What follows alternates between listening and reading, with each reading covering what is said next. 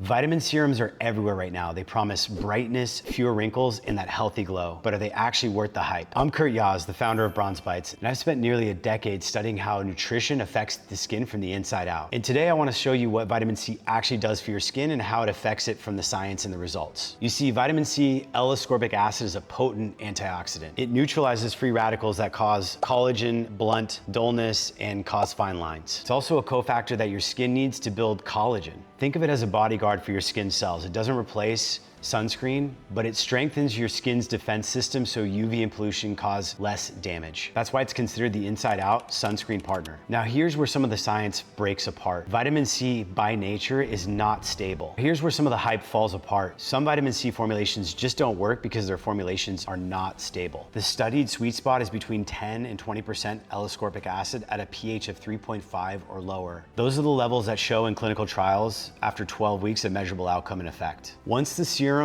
oxidize, they'll actually turn brown, and then you know they basically are oxidized. So at that point, they lose their antioxidant effect. Now, adding vitamin E and ferulic acid kind of makes things interesting. There was a landmark study done where a 15% L-ascorbic acid combined with vitamin E and ferulic acid showed an 8-fold increase in UV sensitivity protection. Found that this combo made the skin 8 times more resilient to sun damage than vitamin C alone. Ferulic acid keeps vitamin C stable and vitamin E regenerates it. That's why you see those two paired with vitamin C in a lot of the formulations. So what happens if you actually stick with vitamin C? Well, in a 12-week study, participants showed with 10% ascorbic acid, participants showed measurable outcomes in wrinkle reduction and collagen production under a microscope. Other studies show tone improvement and measurable brightness within 8 to 12 weeks. So the hype is legit if the product is used consistently around the brightness and skin firmness. So what's the recommended way to use vitamin C? Well, apply it in the morning on clean skin before you do your moisturizer and your SPF. Keep your bottle airtight. Vitamin C oxidizes very easily. And remember, if you're new to vitamin C, it can create sensitivity in the skin because it has to be delivered in an acidic form, more acidic than the skin. So try first starting every other day. And lastly, skip layering with niacinamide and acids that can create instability in the formula. When you look at the data, vitamin C is absolutely worth it.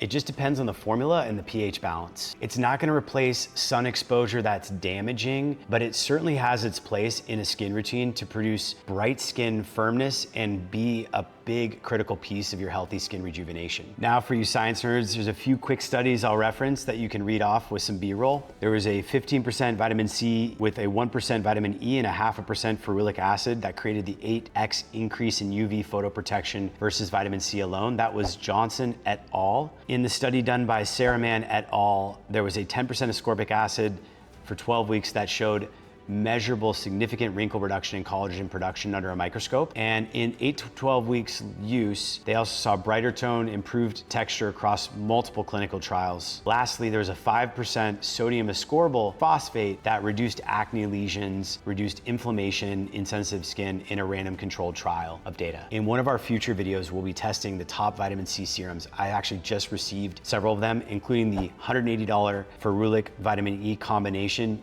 SkinCeuticals brand, along with the $25 drugstore brands. So if you're new to the channel and you don't want to miss out on that, you're definitely not going to want to. Hit that subscribe button. If you found value in this video, consider sharing it, drop a like and a comment, and let us know down below if you find this video helpful, if you found this information useful, and maybe if there's a topic you want us to explore in the skin health and sun and tanning sector in particular. Thanks a lot for watching, and we'll see you in the next one.